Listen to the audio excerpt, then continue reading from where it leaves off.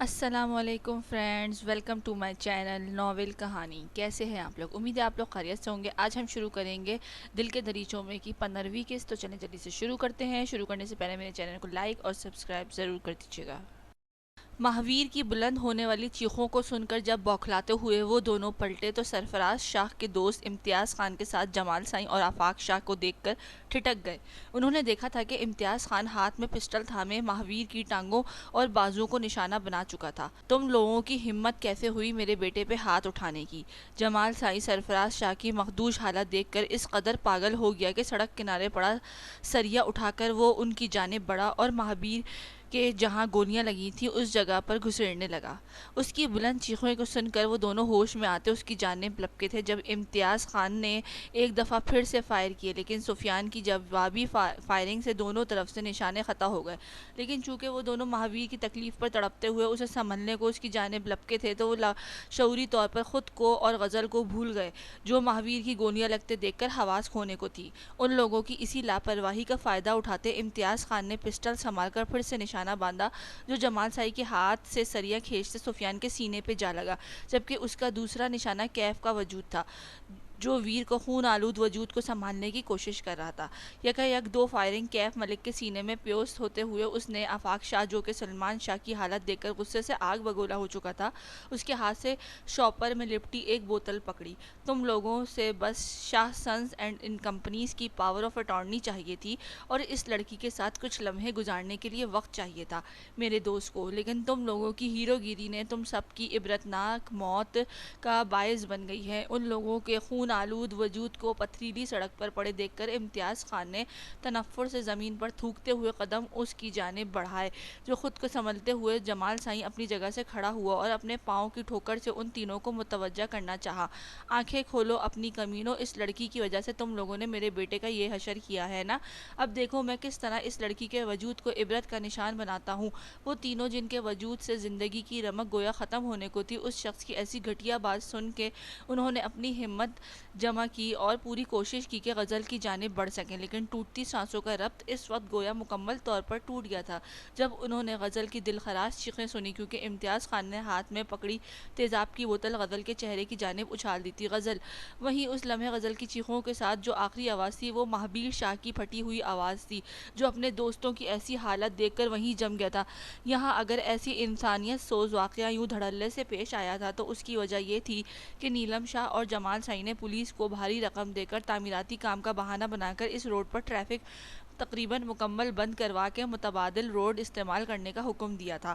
مہابیر شاہ جس کی دگرگوں حالت کے باوجود وہ اس کی ذہنی پراکندگی کا فائدہ نہ اٹھا سکے کہ اس نے ہاسپٹل میں پاور آف اٹارنی کے پیپرز پہ سائن نہیں کیے تھے، کیونکہ وہ کم عمر لڑکا نہیں تھا جس سے ماں کے آپریشن کے علاوہ کسی بھی پیپر پر بہلا پھسلا کے سائن کروائے جا سکتے تھے۔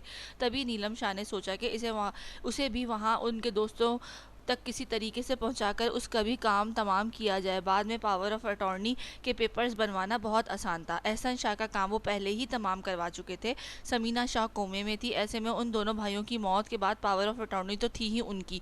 یہی سوچ کر اس نے اسے کسی نمبر سے اس واقعے کی چھوٹی سی ویڈیو بھیجوائی جب ویر پر تشدد ہو رہا تھا۔ تبھی وہ ماں کی ذاتی ملازمہ کو ان کا خیال رکھنے کا کہہ کر ہاسپٹل سے تیزی کے ساتھ نکلا، مگر اسے آنے میں دیر ہو چکی تھی کہ ان کے آنے تک اس کے بھائی سمیت اس کے دوست ان سب کی نفرت، حسد اور انتقام کا نشانہ بن چکے تھے۔ اپنی منجمد ہوتے وجود کے ساتھ پوری قوت سے حرکت دینے کی کوشش کرتے ہوئے اس نے غزل کی طرف بڑھنا چاہا جب عقب سے آتی نیلم شاہ کی ہائر کردہ آدمی کی گاڑی نے اسے زور سے ہٹ کیا تو وہ اس کا وجود اچھالتا ہوا کئی فٹ دور جا گرا اور ذہن تاریکی میں ڈوبتا چلا گیا۔ جنید صاحب کی میڈیسن ختم ہو چکی تھی اور بدقسمتی سے وہ آرٹ ٹیوشن سے بھی لیٹ ہو چکی تھی، اس لیے تیز تیز قدم اٹھاتی وہ ٹیکسی کا انتظار کیے بغیر میڈیکل اسٹور کی تلاش میں چل پڑی، کیونکہ جس سائٹ پر وہ ٹیوشن کے لیے آتی تھی وہاں کوئی بھی میڈیکل اسٹور نہیں تھا۔ اسے چلتے ہوئے تقریباً 15 منٹ ہو چکے تھے جب یکے بعد دیگرے 4 گاڑیاں بہت تیزی کے ساتھ اس کے پاس سے گزری تو اس نے اسپیڈ دیکھ کر وہ دہل سی گئی۔ یا اللہ! زیر لب بڑبڑاتے ہوئے وہ چادر مزید خود میں گرد لپیٹتی ہوئی آگے بڑھی جب چلتے چلتے اس کی نظر بائیں جانب جانب مین سڑک پر ہٹ کر قدر سنسان سڑک پر گئی تو اس کا وجود گویا پتھرا سا گیا۔ اگلے ہی پل وہ بھاگتی ہوئی اس طرف گئی، لیکن وہاں موجود 5 افراد کے خون آلود وجود دیکھ کر اس کے ہونٹوں سے مارے خوف کے دبی دبی سی چیخ نکلی۔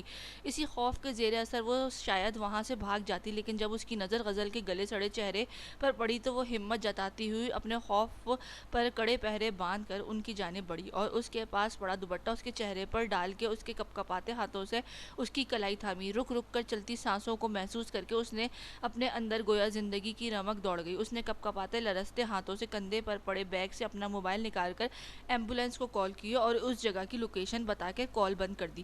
غزل کے زندہ ہونے کا یقین خود کو دلا کر اس نے ان تینوں لڑکوں کی جانب بڑھی جو ایک دوسرے کے بالکل نزدیک پڑے ہوئے تھے۔ اس نے باری باری ان تینوں کی نبض چیک کی تو ان میں سے ایک کی سانسیں اسے بہت ہی مدھم محسوس ہوئی۔ الہی خیر، پتہ نہیں کون لوگ ہیں یہ، کس نے کیا ہے یہ ظالمانہ تشدد ان لوگوں پہ۔ ان لوگوں کی حالت دیکھ کر اس نے اپنے اوزان خطا ہو رہے تھے، لیکن وہ اس طرح اپنے سامنے کسی کو دم توڑتے ہوئے نہیں دیکھنا چاہتی تھی، اس لیے اس نے ایک دفعہ پھر سے ایمبولینس کو کال کی۔ کال سے فارغ ہونے کے بعد وہ اس شخص کی طرف متوجہ ہوئی جو ان سے قدرے دور اوندے منہ پڑا ہوا تھا۔ آگے بڑھ کے اس نے اس شخص کے کندھے پر ہاتھ رکھے۔ شاید عام حالات میں وہ ایسے کسی مرد کے اتنا نزدیک ہرگز نہیں آتی، لیکن اس وقت معاملہ زندگی اور موت کا تھا، اس لیے اس نے بمشکل اسے سیدھا کیا، جس کا خون آلود چہرہ اس شخص کے نقوش کو پہچان نہ کروا سکا۔ تم ٹھیک ہو؟ اس شخص کی نبض چیک کرتے ہوئے اس نے آہستگی سے اسے پکارا تو اس نے دیکھا کہ اس شخص نے بالکل اپنے خون سے تر پلکیں کھولنے کی کوشش کی تھی۔ غزل، اس شخص کے ہونٹوں سے چند حروف ٹوٹ ٹوٹ کر نکلے اور اگلے ہی پل وہ شخص بھی اپنی پلکیں واپس سے مون گیا۔ کچھ منٹوں بعد ایمبولینس وہاں پہنچ گئی، لیکن چونکہ یہ مرڈر کیس تھا اس لیے ان لوگوں کے ہاسپٹل پہنچنے اور وہاں ایڈمٹ ہونے تک اسے بے پناہ پریشانی اور سوالات کا سامنا کرنا پڑا، لیکن 2 گھنٹے پولیس کے بے معنی سوالات کا جواب دے کر ان کی تفتیش اچھی طرح سے کروا کے وہ رات کے 8:30 بجے جنید صاحب کی دوائیوں کے بغیر گھر کی جانب روانہ ہو گئی، جبکہ ہاسپٹل سے ICU وارڈ میں موت اور زندگی کی جنگ لڑتے وہ پانچوں جوز جانتے ہی نہ تھے کہ راہ چلتی کشمالہ جنید ان لوگوں کے انجانے میں ہی دوبارہ زندگی دینے کی وجہ بن گئی تھی، ماں سوائے اس کے جس نے لمحہ بھر کے لیے اپنے خون سے تر پلکیں کھول کے اس کی شبیہ اپنی آنکھوں میں بسانے کی کوشش کی تھی۔ تقریباً 3 بجے کے بعد سفیان اور کیف کو 3 دن کے بعد سفیان اور کیف کو ہوش آیا تھا، لیکن ابھی تک وہ انڈر آبزرویشن تھے۔ ان کے ساتھ ہوئے حادثے کی خبر نہ جانے کس کی بدولت لیکن خبروں کی ذیلت بننے سے بچ گئی تھی، کیونکہ ان کے دشمن جان گئے تھے کہ وہ پانچوں ہاسپٹل میں زیر علاج ہیں، مگر پانچوں میں سے ہی بچنے کے چانسز نہ تھے اور اس خبر کو پھیلا کے ان پانچوں کے ہمدرد پیدا نہیں کر سکتے تھے۔ کیف کی اس کنڈیشن کے متعلق یوسف صاحب اور واسف صاحب کے علاوہ کوئی نہیں جانتا تھا اور سفیان کی اس حالت کی خبر صرف آصف آغا کو تھی۔ غزل کی کنڈیشن کے متعلق اس کے والد اچھے سے جانتے تھے، جبکہ ویر اور مہابیر کی کنڈیشن کے متعلق پورا شاہ پیلیس جانتا تھا، لیکن وہاں کسی کو ٹکے کی بھی پرواہ نہیں تھی، بلکہ وہ ایسے کسی ڈاکٹر کی تلاش میں تھے جو وہیں ان کا کام تمام کر دے، مگر ان کی کوشش رنگ نہ لا سکی، کیونکہ کیف اور سفیان کے ہوش میں آتے ہی بخاری صاحب کو سمجھا بجھا کے یوسف صاحب اور آغا صاحب نے ان کے کہنے پر راتوں رات ان سب کو کسی ہاسپٹل سے شفٹ کروایا اور وہ لوگ جان نہ سکے تھے۔ یوسف صاحب نے ان تینوں کو اپنے دوست کے ہاسپٹل میں مکمل رازداری کے ساتھ ان کے علاج کروانا شروع کر دیا، جبکہ دوسری طرف انہوں نے اپنے بہترین کلائنٹ کے بیٹے کے دوسرے ہاسپٹل میں زیر علاج سمینہ شاہ کی نگرانی پر بھی لگا دیا، جو ہاسپٹل میں ملازموں کے ہی آسرے زیر علاج تھیں۔ 1.5 مہینے کی جان گسل انتظار کے بعد جب غزل کو ہوش آیا تو اپنے چہرے کی مسخ شدہ حالت دیکھ کر وہ جیسے اپنے ہوش کھو بیٹھنے والی تھی، اس پر متضاد ویر کو بدستور بے ہوش دیکھ کر وہ نیم پاگل ہونے لگی تھی۔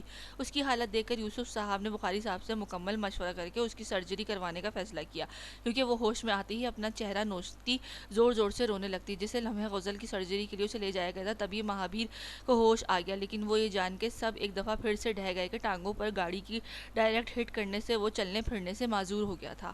بہت آہستگی سے زخموں پر کھنڈر جمائے گزر رہا تھا اور وہ چاروں دوست اسی دورانیے میں کچھ حد تک سنبھل گئے تھے، لیکن ویر کی حالت تاحال بہت نازک تھی، جس کے باعث غزل بھی ذہنی طور پر سنبھل نہیں رہی تھی۔ بیٹھے بیٹھے کبھی چیخنے لگتی، کبھی اپنی سرجری کے بعد کسی بھی نشان سے پاک لیکن پہلے والی غزل سے قدرے الگ چہرہ نوچنے لگتی، کبھی خود کو نقصان پہنچانے لگتی۔ اس کی یہ حالت ان تینوں کے لیے بہت تکلیف دیتی، لیکن وہ اس کی تکلیف کم کرنے سے قاصر تھے۔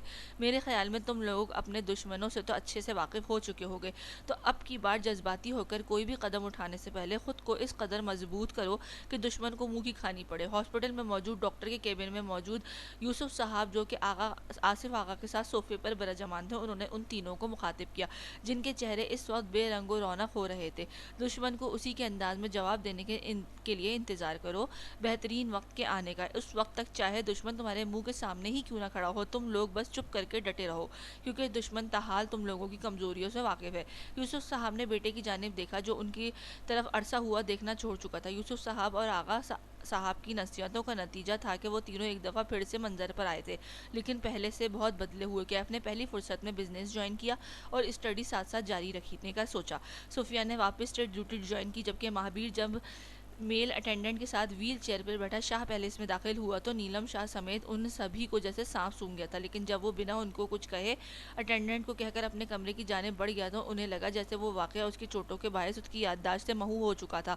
اس کے منظر پر آنے سے نیلم شاہ کی پاور آف اٹرنی ہتھیانے کی منصوبہ تو پانی میں مل گیا، لیکن اس کے پاس شطرنج کی ایک مہرہ ضرور تھا جسے اس نے فوراً استعمال میں لایا تھا۔ فوراً سے پہلے اس نے کچھ دن قبل ہی ہوش میں آنے والی سمینہ شاہ کو ہاسپٹل سے گھر بلوا لیا تھا، اور یہ جان کے وہ بہت خوش ہوئی تھی کہ وہ اپنے ہوش و حواس کھو بیٹھی تھی۔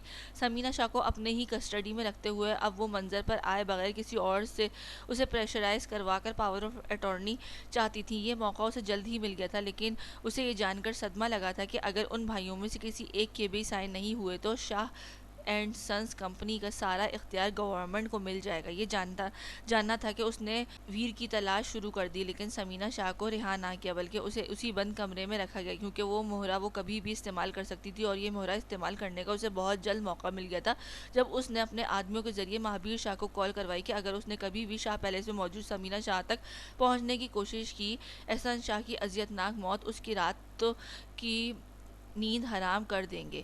وہ لوگ جو یہ سمجھ رہے تھے کہ احسان شاہ بھی ان کے انتقام کا نشانہ بن کر موت کی نظر ہو چکے ہیں، اس کے زندہ ہونے اور پھر سے ان کی کسٹڈی میں ہونے کا سن کر ان سب کے ہاتھ ایک دفعہ پھر سے بندھ گئے تھے۔ وقت بہت تیزی سے سالوں کا عرصہ نکلتے ہوئے گزر رہا تھا جب ایک دفعہ پھر سے غزل کا تعاقب کیا جانے لگا، کیونکہ ان کے دشمنوں کو یہ یقین تھا کہ مہابیر شاہ زندہ ہے، تبھی وہ اس کے ذریعے ویر تک پہنچنا چاہتے تھے۔ تبھی ویر اور غزل دونوں کی زندگی اور عزت بچانے کے لیے آصف آغا نے جب کیف کے سامنے ایک حل رکھا تو اسے لگا وہ کھڑے کھڑے فنا ہو جائے گا۔ یہ کیا کہہ رہے ہیں آپ انکل؟ اس کی آنکھوں میں ویر اور غزل کے چہروں کے ساتھ ایک خوبصورت چہرہ لہرایا جو دانستان اپنے ذہن کے پردوں سے ہٹا کر رکھتا تھا۔ اس کے علاوہ اس کا کوئی بہترین حل نہیں ہے۔ ویر کی کنڈیشن تمہارے سامنے ہے، تمہارے اس ایک فعل سے نہ صرف غزل اور ویر کی زندگی آسان ہوگی بلکہ مہابیر اور اس کی والدہ سے بھی شکنجہ کم ہو جائے گا۔ انہوں نے رسانہ سے سمجھایا، آپ کی بات ٹھیک ہے، لیکن میں نے غزل کے متعلق ایسا کبھی نہیں سوچ سکتا۔ میرے لیے وہ ہمیشہ ایک بہن اور دوست ہی رہی ہے، اور سب سے بڑھ کر وہ میرے دوست کی محبت ہے۔ اس نے سختی سے ان کی بات کی تردید کی، جبکہ چیک اپ کے لیے آیا مہابیر اور سفیان آنکھوں میں شدید تکلیف کے رنگ لیے زندگی کے اس مقام اور قسمت کے اس فیصلے پر بمشکل اپنے آنسو ضبط کر رہے تھے۔ اس کام کے بعد بھی وہ صرف آپ کے دوست ہی رہیں گے، یہ جان لیں کہ ایسا آپ صرف اپنے دوستوں کے لیے کر رہے ہیں۔ انہوں نے پھر سے اس کو سمجھانے کی کوشش کی، لیکن وہ کسی طور بھی اس بات پر آنے کے لیے راضی نہیں ہو رہا تھا۔ بے شک عریشہ ملک کا ساتھ اس کے نصیب میں نہیں تھا، لیکن وہ اس مقام پہ کسی کو بھی نہیں لا سکتا تھا۔ عریشہ ملک کا ساتھ اس کے نصیب میں نہ تھا جو اس کے دوست کی انمول چاہت تھی، اور وہ اس کے لیے ہمیشہ دوست اور بہن جیسی رہی تھی، مگر اس کی یہ ساری مزاحمت اس وقت خاک میں مل گئی جب ایک دفعہ پھر سے غزل پر حملہ کرنے کی کوشش کی گئی۔ مجھے معاف کر دینا، حالات چاہے جیسے بھی ہیں، لیکن میں تمہاری چاہت کو اپنانے جا رہا ہوں، اور ایسا کرتے ہوئے مجھے خود سے بھی وحشت ہو رہی ہے۔ ویر کے بے جان وجود کو مشینوں میں جکڑا دیکھ کر وہ پاس بیٹھا آنسو سے روتا ہوا اپنا دل ہلکا کر رہا تھا، کیونکہ اسے چند گھنٹوں بعد غزل بخاری سے نکاح کرنا تھا، وہی غزل بخاری جو مہابیر شاہ کی نینوں کا تارا تھی۔ ملک ہاؤس میں جب اس نے ارجنٹ بیسس پر غزل سے نکاح کے لیے کہا تو آصف ملک نے ہلکی سی مخالفت کی، لیکن اس کی ہٹ درمی دیکھ کر انہوں نے اس کا ساتھ دینا پڑا، جبکہ ایسے ارجنٹ نکاح پر نوجوان پارٹی اسے لو میرج کا نام دے گئی، اور ان سب میں پہلے نمبر پر وہ تھی جس کا سوچ کے نکاح نامہ پہ سائن کرتے ہوئے اس کے ہاتھ میں مرد ہونے کے باوجود بری طرح سے لرز اٹھے تھے۔ ان کے نکاح کی خبر جب پھیلی تو دشمن یہ جان کر دنگ رہ گئے کہ نکاح کی تاریخ ان پر حملے کے کچھ عرصے بعد کی تھی، مطلب کہ مہابیر شاہ حملے کے کچھ مہینوں بعد ہی مر گیا تھا، اور اس سب کے متعلق مکمل تحقیق کروانے کے بعد وہ ہر ممکنہ کوشش کر رہے تھے کہ کسی طرح پاور آف اٹارنی کی حاصل کیا جا سکے کہ سبھی کا انتقام پورا ہو چکا تھا، لیکن نیلم شاہ نے جس لالچ سے یہ بساط بچھائی تھی وہ اسے حاصل نہ ہو سکا تھا۔ وہ اس لالچ میں وہ روز نئی کوششیں کرتی تھی، اور پھر بالآخر 5 سال کے دورانیے کے بعد اسے پاور آف اٹارنی حاصل ہتھیانے کے لیے کشمالہ جنید ملی، جو ان کے پلان کی بدولت اپنے جال میں مہابیر شاہ کو الجھا کر اسے اپنے پیپرز پر نہ صرف مہابیر بلکہ ویر کے سائن بھی کروا لے، کیونکہ وہ جانتی تھی کہ ویر کے سائن کرنا مہابیر کے لیے بائیں ہاتھ کا کھیل تھا۔ مگر ان کا یہ پلان اس وقت خاک میں ملتا نظر آنے لگا جب کشمالہ نے سمینا شاہ سے ملنے کی کوشش کی تھی۔ تبھی اس نے اس کے کیے کی سزا دینے کی کوشش کی کہ وہ انتقام لینا نہیں بھولتی تھی، مگر اسے پھر سے منہ کی کھانی پڑی جب مہابیر نے کشمالہ سے نکاح کر لیا۔ وہ شاید کھل کر سمینا شاہ کے وجود کو مہرے کے طور پر استعمال کرتی، لیکن مہابیر کے انداز و اطوار سے وہ ٹھٹک گئی تھی جیسے وہ بہت کچھ جانتا ہو۔ اس لیے اس نے فوری رد عمل دینے کے بجائے اب کی بار بہت ٹھوس منصوبہ بنانے کی سوچ کر ان کے نکاح کو ہونے دیا تھا۔ غزل اور اس نکاح کے لیے کیسے مانی تھی یہ صرف وہ سب ہی جانتے تھے۔ نکاح کا سن کر وہ ہسٹریائی سی ہو گئی تھی، لیکن پھر آغا صاحب اور بخاری صاحب کے سمجھانے بجھانے اور ویر کی کنڈیشن کے واسطے دے کر اسے بمشکل نکاح پر راضی کیا گیا۔ پہلے پہل تو اس نے کیف سے کیا کسی سے بھی رابطہ کرنا ختم کر دیا تھا، لیکن پھر کیف اور سفیان کی کوششوں کے بعد وہ ایک دفعہ پھر سے نارمل ہونے لگی۔ میں جانتا ہوں غزل کے ویر کے لیے تم یا تمہارے لیے ویر کیا اہمیت رکھتے ہیں، لیکن یہ بات تم بھی جانتی ہو کہ تم ہمارے لیے کیا اہمیت رکھتی ہو یا ہم تم سے کتنی محبت کرتے ہیں، اور محبت کے باعث یہ میری ذمہ داری ہے کہ ان حالات میں تمہاری اور ویر کی حفاظت کروں۔ یہ جو قدم اٹھایا ہے باخودہ تمہارے اور ویر کے لیے ہی اٹھایا گیا، اور جس دن ویر اپنے قدموں پر کھڑا ہوا میں اس کے نینوں کا تارا اسے لوٹا دوں گا۔ غزل کو سمجھاتے ہوئے اس نے ہولے سے اس کے ہاتھ تھامتے ہوئے یہ بات کے اختتام میں رسانیت سے مسکرائی تھی، کیونکہ اس نکاح کی اصلیت یوسف صاحب اور کسی قدر واصف صاحب ہی جانتے تھے۔ اس لیے غزل وقتاً فوقتاً ملک ہاؤس چکر لگانے لگی، لیکن جب سب نے اسے بھابھی کے ہاتھ اور سفیان نے آرام سے اس کو پرسکون کیا۔ تم پریشان کیوں ہوتی ہو؟ تم ویر کی بنو گی تو تب بھی تو ان کے لیے بھابھی ہی ہوگی، اس لیے یہی سمجھو آنے والے خوشکن لمحوں کی تیاری ہے یہ۔ اس کی بات پہ وہ بھی امید کے دیے جلائے ویر کی جلد ہوش میں آنے کی دعا کرنے لگی، کیونکہ وہ کیف ملک جس نے سالوں پہلے کہا تھا کہ وہ عریشہ سے متعلق اپنے جذبات دفن کر چکا ہے، وہ عریشہ ملک کو دیکھ کر اپنی ذات فراموش کر بیٹھتا تھا۔ اس کی یہی حالت دیکھ کر وہ اسے واپس نارمل کرنے کی صبح کے وقت جب بھی کال کرتی ہمیشہ یہی کہتی، Mrs Kaif Malik is here. اس کی یہ چھوٹی سی کوشش کیف کو اپنا آپ سنبھالنے میں بہت مدد دیتی تھی، لیکن یہ چند لمحے اکثر اس کے جذبات کے سامنے میچ پڑ جاتے تھے، جبکہ وہ عریشہ کو خود سے اس بے پرواہ لیکن بے حد قریب پاتا۔ ایسے ہی بے خود لمحے جب غزل کی نظر میں آئے تو اس نے ایک دفعہ پھر سے سالوں پہلے کیا اپنا سوال دہرایا، آپ عریشہ سے پیار کرتے ہیں؟ سوال وہی تھا، بس دنیا دکھاوے کو دونوں کے انداز تخاطب تم سے آپ ہو چکا تھا۔ وہ اس سوال کا جواب جانتی تھی، لیکن وہ نہیں چاہتی تھی کہ اگر عریشہ اس کے نصیب میں نہیں تھی تو وہ اس کے لیے اپنی ذات رول دے، کیونکہ ان لوگوں نے زندگی میں بہت سال پہلے ہی کسی کے انتقام کی زد میں گزار دیے تھے۔ وہ یہ نہیں جانتی تھی کہ غزل سے نکاح اگرچہ مجبوری تھی لیکن اس کی مرضی اور رضامندی سے ہوا تھا۔ ایسڈ اٹیک کے بعد غزل کے ذہن پر بہت برا اثر پڑا تھا۔ اسے اکثر ہسٹریائی اٹیک آتے تھے کہ شاید وہ بہت بدصورت ہو چکی ہے، اسے کوئی اون نہیں کرے گا۔ ایسے میں کیف بہت شائستگی اور تحمل سے اپنے لفظوں کا مرہم لگا کر اسے ہینڈل کرتا تھا۔ انہی دنوں ویر کی کنڈیشن میں پازیٹیو رسپانس آنے پر جب یوسف صاحب نے اس سے اس کی شادی کے متعلق بات کی تو اس نے رخصتی کے لیے کہہ دیا۔ یہ رخصتی دراصل ویر اور غزل کی رخصتی تھی کہ ویر کی کنڈیشن مکمل اسٹیبل ہونے پر وہ اسے ڈیورس دے کر ویر کے سنگ رخصت کرنے والا تھا، اور اس کے بعد وہ کیا چاہتا تھا اس کے متعلق یوسف صاحب کوئی اندازہ نہ لگا سکے تھے۔ اس دورانیے میں سفیان کی شادی کے چرچے جاگ اٹھے، اور جو ایسی کسی فضول رسم کو پانی دینے کے لیے کسی کو بھی پلے نہیں باندھنا چاہتا تھا، جب آصف آغا نے اسے نور کی فیملی کے متعلق آگاہ کیا تو یہ جان کر ششدر رہ گیا کہ اس کی ممکنہ بیوی کا چچا ان کے گزرے ہر دکھ اور تکلیف کی وجہ تھا۔ یہ جاننا تھا کہ اس نے پرعزم ارادہ باندھ کے شادی کے لیے منظوری دے دی، اور اس ارادے پر عمل کرنے کے لیے جب اس نے کیف کو بلایا تو غیر متوقع طور پر اپنے دیرینہ دشمنوں کو ایک دفعہ پھر سے اپنے سامنے دیکھ کر جمال سائیں غصے اور ہتک سے پاگل ہو گیا۔ تبھی اس نے ہر ممکنہ حربہ آزمایا اور ایک دفعہ پھر سے انہیں توڑنے کی کوشش کی، اور اسی عریشہ کو وہیں عزت جس کے جانے کے خوف سے یوسف ملک صاحب نے بیٹے کے دل کی بستی اپنے ہاتھوں سے اجاڑی تھی۔ جمال سائیں کی اخلاق سوز گھٹیا حرکت کے باعث عریشہ کی عزت بچانے کے لیے انہیں وہ فیصلہ لینا پڑا جس نے ایک دفعہ پھر سے بہت سی زندگانیوں میں بھونچال لایا تھا، کیونکہ جس ویر کے ساتھ غزل کو کیف رخصت کروانا چاہتا تھا اس کی طبیعت اچانک پھر سے خراب ہو گئی تھی۔ تبھی ایک دفعہ پھر سے قسمت کی چک پھیریوں کے باعث اسے غزل کو اپنے ساتھ رخصت اور عریشہ سے نکاح دونوں ایک ہی دن کرنے پڑے۔ رخصتی سے قبل وہ غزل کے پاس گیا تھا کیونکہ وہ ویر کے لیے ذہنی طور پر تیار بیٹھی، ایسے میں وہ اپنا نکاح کیسے کر سکتی تھی، اس لیے اس نے اسے پہلے رخصت کروایا، کیونکہ وہ جانتا تھا کہ اگر وہ یوں ہی اکیلی رہی تو شاید ذہنی دباؤ سے ہوش کھو بیٹھے، لیکن تبھی اس نے نکاح سے پہلے اسے رخصت کروایا تھا۔ نکاح کے بعد اس نے لون میں سفیان سے جب کہا کہ میں غزل کی نئی زندگی شروع کرنے والا تھا تو اس کا مطلب یہ تھا کہ وہ اس رشتے کو ختم کر کے واپس سے وہی دوستی کی ڈور باندھنے والا تھا، لیکن اسے ایک نئے رشتے میں باندھ دیا گیا۔ وہ بھی ایسا رشتہ جس میں مقابل اس سے نفرت کرتی تھی۔ اس کے اندر اس قدر گھٹن تھی کہ جب وہ کمرے میں داخل ہوا تو کمبل سرکا کے جب غزل پر نظر پڑی تو گھٹن مزید بڑھنے لگی۔ وہ سب ایک دوسرے کے پہلے بھی فرینک تھے اور اکثر غزل کی یونی میں بالوں کی پونی تک بنا دیتے تھے۔ ایسے میں اس کے چہرے کی تھکن دیکھ کر اس نے اس کے بالوں میں اٹکی پنیں نکالتے ہوئے اس کی مدد کرنی چاہی۔ اس دوران اس کی کہی گئی باتیں ساری کی ساری در پردہ ویر کے لیے ہی تھی۔ غزل اس کی ذمہ داری تھی جسے اس کے صحیح حقدار تک پہنچاتے ہوئے اس نے اس کی حفاظت کرنا تھی۔ دوست ہونے کے ناطے وہ اس کی محبت تھی، اس کی ہمراز تھی۔ اس کے جب کہا تھا کہ خدا نے اسے اس آزمائش کے لیے چنا ہے تو مطلب وہ یہ خیال ذہن میں نہیں لائے کہ وہ اپنے دوست کے حق پر ڈاکہ ڈالے گا، اور پیش رفت کا حوالہ اس نے ویر کے متعلق دینے کی کوشش کی تھی کہ وہ اسے ہاسپٹل سے نکلوا کر کہیں اور شفٹ کروانا چاہتا تھا، لیکن اس کے اس خیال کو غزل نے روک دیا تھا۔ تبھی اس نے کہا تھا کہ وہ اس کی پیش رفت لمبے عرصے کا انتظار ہرگز نہیں کرے گی، کیونکہ وہ ہرگز فرشتہ نہ تھا جو اس کشیدہ حالات میں بھی اپنے اعصاب پر قابو رکھ سکے۔ ان دونوں کے تعلق کمرے کے اندر فقط دوستوں والا تھا۔ وہ جیسے پہلے اکثر اس کا ہاتھ تھامتا تھا یا کبھی سر تھپتاتا تھا، وہ سب وہ اب بھی نادانستگی میں کر لیتا تھا۔ اس نے اسے منہ دکھائی کے نام پر تحفہ بھی دیا تھا۔ گھر والے تو اس کی شادی کی حقیقت سے بے خبر تھے۔ جس طرح کیف کے لیے غزل اس کی دوست کی امانت تھی، اسی طرح غزل بھی عریشہ اور کیف کے نکاح سے بہت خوش تھی۔ وہ اپنی خوشی کا شاید کھل کر اظہار بھی کرتی، جو اگر وہ طلاق کا مطالبہ نہ کر بیٹھتی۔ وہ دوست جو ایک دوسرے کے ساتھ جیتے مرتے تھے، ان کے ایک دوسرے کی تکلیف برداشت کرنا بے حد مشکل تھا۔ ایسے میں جب عریشہ کی جانب سے کیف تکلیف میں مبتلا ہوتا، غزل کے لیے اس سب کو برداشت کرنا مشکل ہو جاتا۔ دنیا کی نظر میں وہ دونوں سوتنے تھی، لیکن عجیب بات تھی، اسے اس بات سے فرق نہیں پڑتا تھا کہ وہ کیف کے نکاح میں ہے، لیکن یہ بات اس سے برداشت نہ ہوتی تھی کہ وہ کیف کو اذیت دے، اور ایسے لمحوں میں اس کے تاثرات چیخ چیخ کر گواہی دیتے تھے کہ غزل بخاری عریشہ ملک کی اس حرکت پر کس قدر ناگواری میں مبتلا ہو جاتی ہے۔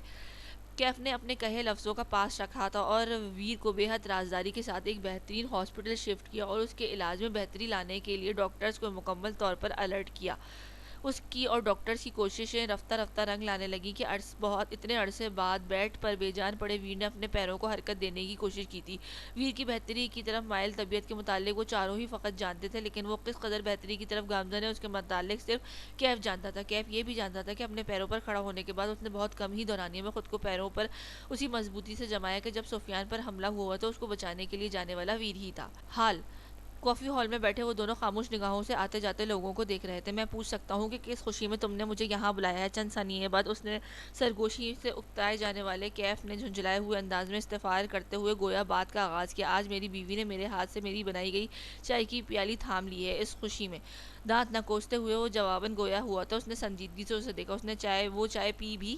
کیف نے اگلے سنجیدہ سوال پر سفیان کے چہرے کے تاثرات فوراً تبدیل ہوئے۔ وہ ڈھیلا سا پڑتا کرسی کے پشت سے ٹیک لگا گیا۔ نہیں، اس کی یک لفظی یاسیت بھرے جواب پر کیف کے ہونٹ ہولے سے مسکرا دیے۔ میری دلی نیک تمنائیں تمہارے ساتھ ہے۔ تم مجھے یہ بتاؤ کہ یہاں کیوں بلوایا ہے؟ ملاقات تو آفس میں بھی ہو سکتی تھی۔ اس نے دوبارہ سے پہلو بدلتے ہوئے استفسار کیا، کیونکہ وہ ایسے کسی بھی پبلک پلیس پر کمفرٹیبل نہیں ہوتا تھا۔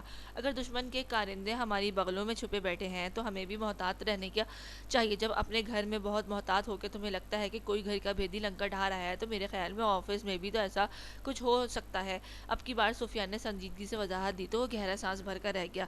اب اگر تسلی ہو گئی ہو تو مجھے یہ بتانا پسند کرو کہ تم نے ایک بیمار آدمی کو کیوں کر ہمیں بتائے بغیر ہاسپٹل سے غائب کروایا ہے؟ اس کی تسلی کروانے کے بعد سفیان نے اپنا کھاتہ کھول لیا۔ وہ کل رات سے تمہیں اس کی بیماری کا بڑا احساس ہو رہا ہے۔ یہ وہی بیمار شخص ہے جس نے کچھ دن پہلے تمہیں رات کے پہر بچایا تھا؟ کیف نے طنزیہ انداز میں جواب دیا تو اس نے فوراً منہ بگاڑا۔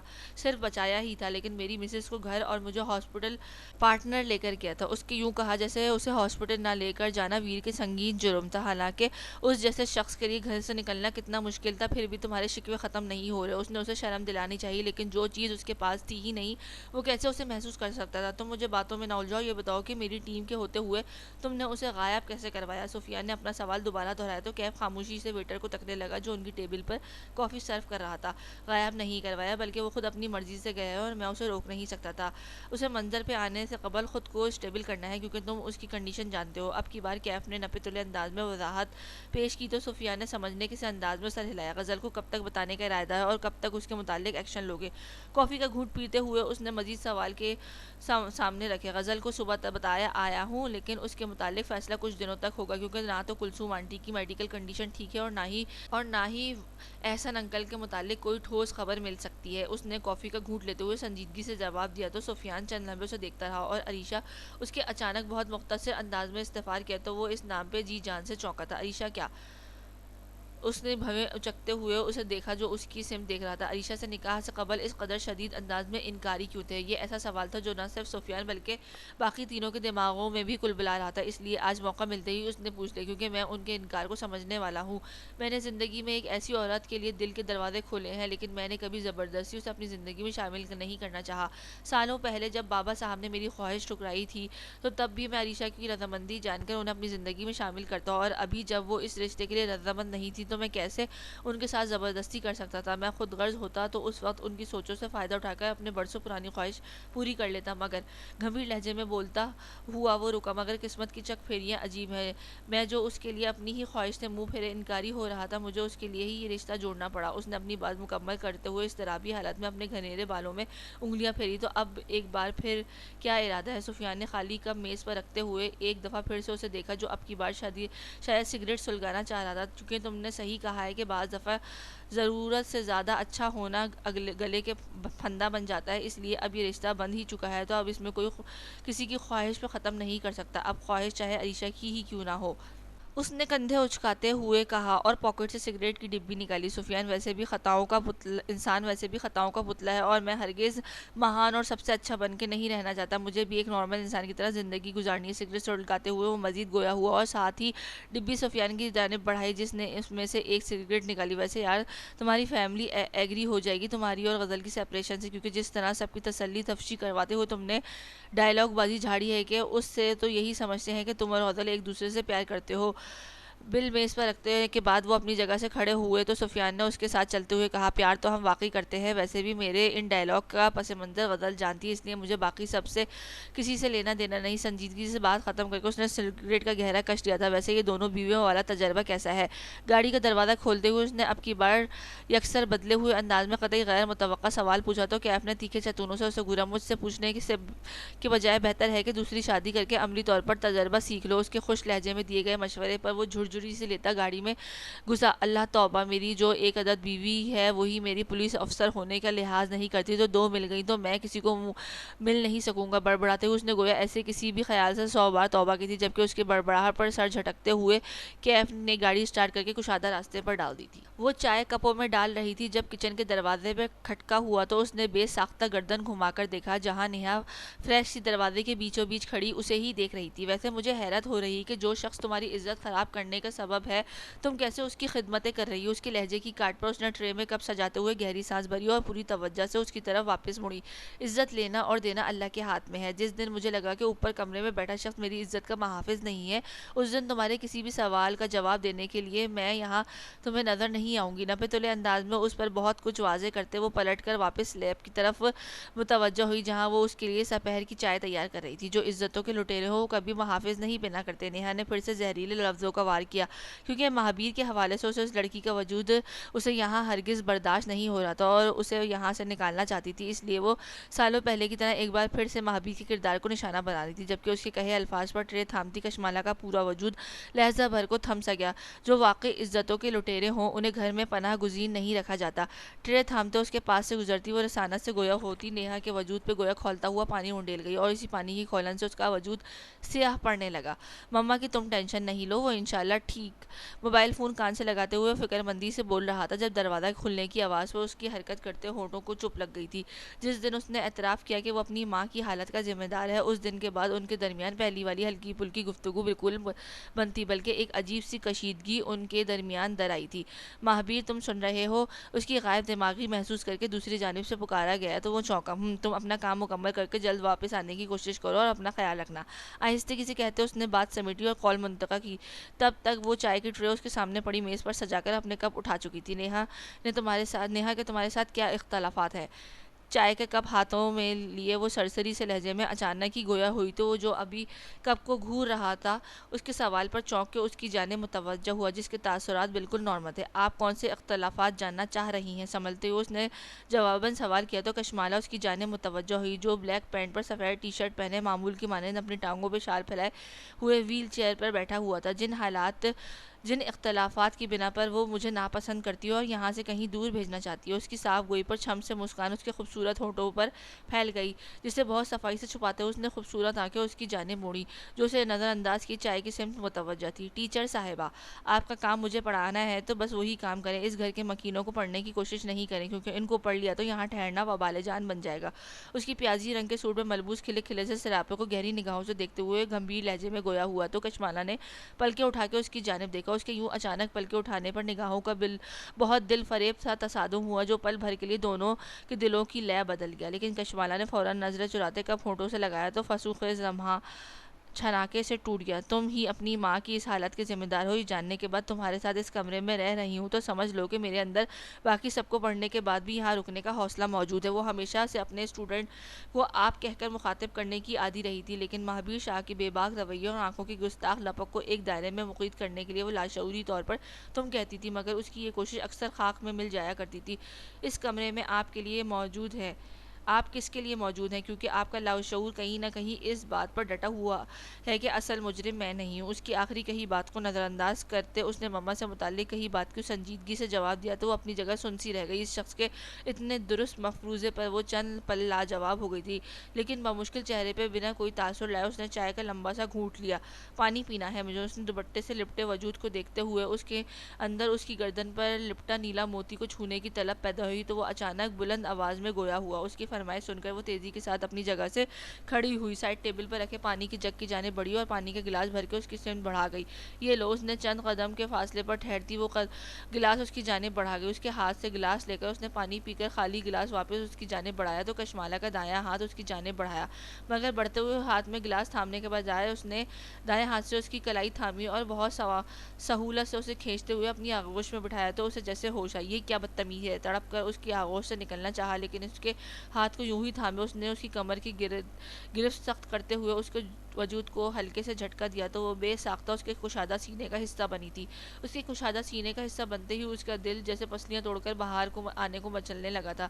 بدتمیزی کا ارادہ تو نہیں ہے، لیکن بہک گیا تو معذرت، وہ بے نیازی سے کہتے ہوئے اس نے گلاس سامنے میز پر رکھا تو وہ جو مسلسل خود کو اس کی گرفت سے آزاد کروانے کی تگ و دو میں تھی، اس کے الفاظ پہ اس کی رگوں پہ میں سنسنی سی دوڑ گئی۔ تم بدتمیزی نہیں کرو گے، میں تمہاری مما کو بتا دوں گی۔ اف!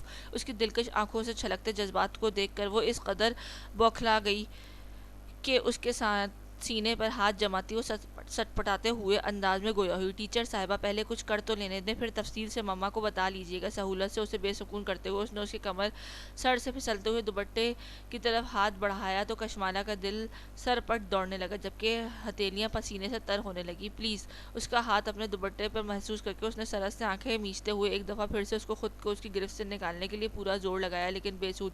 اس کی مزاحمت کو کنٹرول کرتے وہ دائیں ہاتھ سے اس کا دوپٹہ ڈھیلا کرتے ہوئے اس کی گردن سے سرکا گیا، جس کے باعث گردن پہ لپٹی چین میں پرویا نیلا موتی اس کی نظروں کی زینت بنتا اس کے دل کو عجیب سے احساسات سے دو چار کر گیا۔ مجھے لگتا ہے کہ مجھ جیسے محبت سے انکاری شخص کا دل اس نیلے موتی میں اٹکنے لگا ہے۔ دل ہی دل میں کہتے ہوئے اس کی گردن پر جھکا تو سانسوں کی تپش اور اس کے سلگتے ہونٹوں کی بے باک لمس سے بے حال ہوتی کشمالہ اپنی سانس تک روک گئی تھی۔ نہ جانے کب تک وہ یوں ہی اس کی گردن پر جھکا اس کی سانسوں کی روانی روکے رکھتا کہ اچانک دستک کی آواز پہ وہ اچھل سی پڑی اور تیزی سے اس کے کندھے پر ہاتھ جما کر اسے خود سے دور دھکیلا۔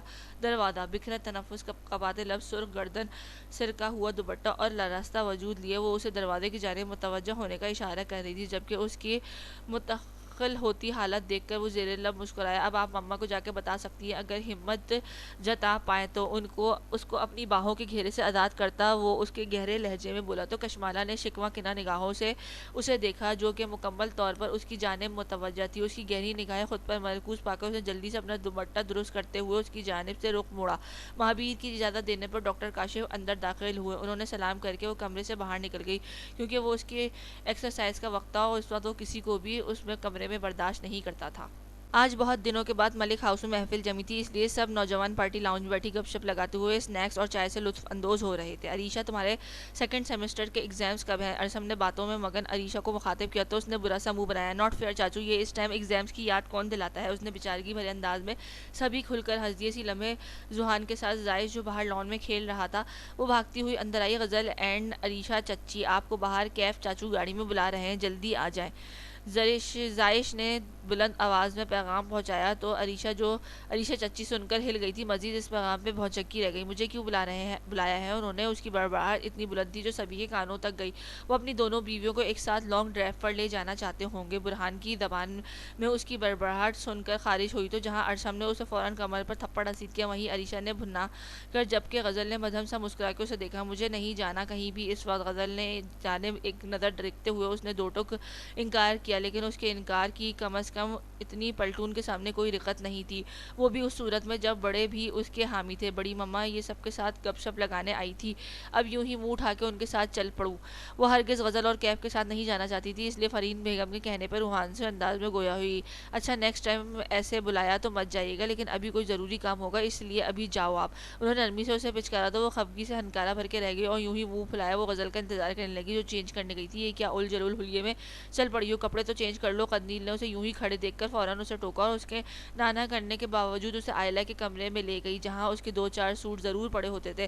انہی ڈریسز سے ایک سیاہ رنگ کا خوبصورت شارٹ شرٹ اور ٹراؤزر لے کر زبردستی اسے چینج کروایا اور اس کے بالوں کی پونی ٹیل کر کے اس کے ہونٹوں پر لپ بام لگانے لگی تو وہ پھٹ پڑی۔ آپ ایسے بیہیو کر رہی ہیں جیسے میں ڈیٹ پر جا رہی ہوں۔ اسے اپنی تیاری سے شدید اختلاج ہونے لگا تھا، مگر سب کو فورس کرنے پر وہ مجبور ہو رہی تھی کہ رشتے کی زنجیریں ہاتھ پیر باندھ دیتی ہیں، یہی سمجھو کہ یہ تمہاری ڈیٹ ہے۔ مسکراتے ہوئے اس نے اسے کندھے پر دوپٹہ پھیلایا تو وہ شاکی نگاہوں سے قندیل کو گھور کر باہر نکل گئی جہاں غزل آ چکی تھی۔ اس نے دیکھا تھا کہ غزل کے چہرے کی چمک آج جتنی تھی، ایسی چمک اس نے اس کے چہرے پر کبھی نہیں دیکھی تھی، لیکن آج اس کی آنکھیں تک خوشی سے جگمگا رہی تھی۔ آج آپ بہت پیاری لگ رہی ہیں۔ اپنے محسوسات کو اس نے فوراً لفظوں کا روپ دیا تھا تو اس کے ساتھ چلتی غزل اس کے مسکراتے ہوئے اس کے نوخے کھلے کھلے سراپے کو دیکھ کر کہا تو وہ جھیپ سی گئی۔ دونوں ایک ساتھ چلتی جب ان کے انتظار میں بیٹھے کیف کی گاڑی کے پاس پہنچی تو عریشہ فوراً بیک سیٹ کی جانب بڑھنے لگی، مگر غزل کے سرحد سے اس کی کلائی تھامی۔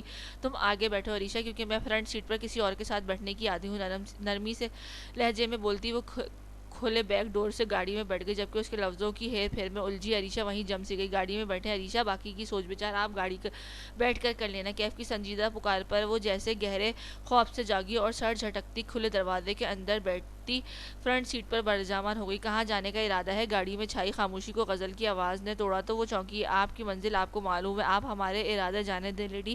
بیک ویو مرر سے اسے تکتے ہوئے وہ متبسم لہجے میں گویا ہوا تو ان دونوں کی گفتگو سے عجیب سا محسوس کرتی عریشہ پہلو بدل کر رہ گئی۔ کہاں جا رہے ہیں ہم؟ وہ گھر واپس جانا چاہتی تھی، اس لیے کچھ منٹ کے بعد نہ چاہتے ہوئے بھی اسے خود سے مخاطب کر لیا، لیکن وہ اس کی بات کا جواب دیے بغیر اس کے اپارٹمنٹ کی جانب گاڑی روک رہا تھا۔ اپنا دھیان رکھنا، اور اس کا بھی گاڑی روکنے پر غزل نے جب لاک پہ ہاتھ رکھا تو وہ نرمی سے گویا ہوا۔ اس کی تاکید پہ مسکراتی ہوئی وہ گاڑی سے نکلتی اپارٹمنٹ میں داخل ہو گئی۔ جب وہ حونک بنی اسی صورتحال کو سمجھنے کی کوشش کر رہی تھی، یہ سب کیا ہے؟ غزل کہاں گئی ہے اور آپ مجھے اکیلا کہاں لے جا رہے ہیں؟ وہ اس کی گاڑی سٹارٹ کرنے پہ ایک دم سے بوکھلا گئی۔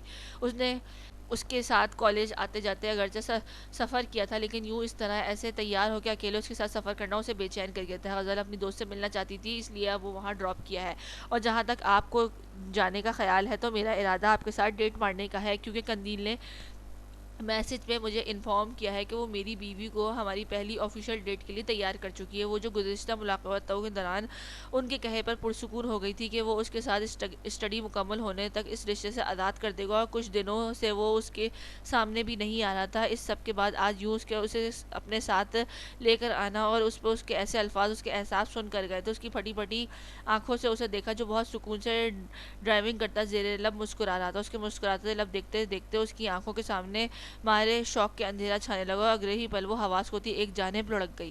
آغا ہاؤس کے ڈائننگ ہال میں اس وقت چھریوں کانٹوں کی پلیٹوں کے ساتھ ٹکرانے کی آواز یہ واضح کر رہی تھی کہ اس وقت سبھی ناشتہ کرنے میں مصروف ہے۔ بھابھی، آپ نے ہمیں ابھی تک گفٹ نہیں دکھایا۔